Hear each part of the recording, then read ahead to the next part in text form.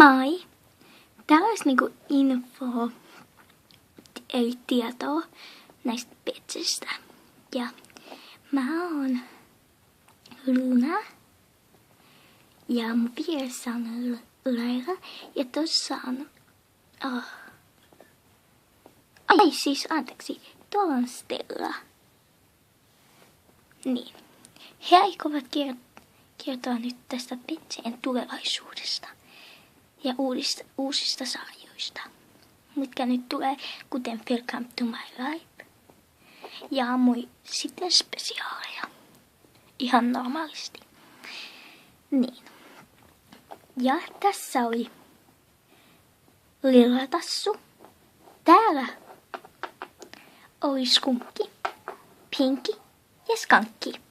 He aikovat kertoa vielä omat tietonsa. Ja kerronko, että tämä oli Stella? Taisin kertoa.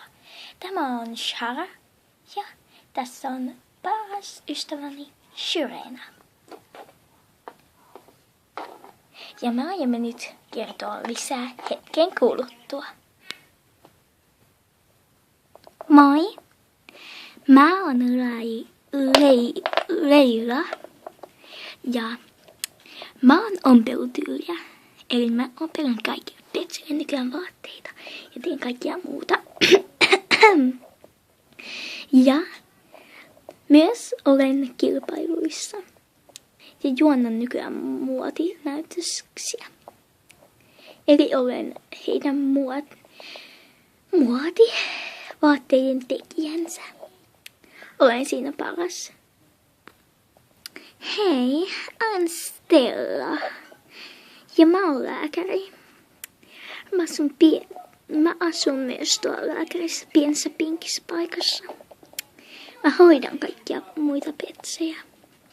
Kuten enimmäkseen hoidan Sirenaa, koska hänellä on paljon vaivoja täällä maan pinnalla, koska täällä ei oikein ole vettä. Mutta ei huolta, tänne kyllä tulee vettä, kun saamme valmiiksi. Eli hoidan muita ja olen muuten aika älykäs. Ja no, siirrytään seuraavaan. Hei, olen Shara, erään Hildan kaksoissisko. Ja niin kuin huomaatte, olen vähän erilainen, jos tunnette. Hetki.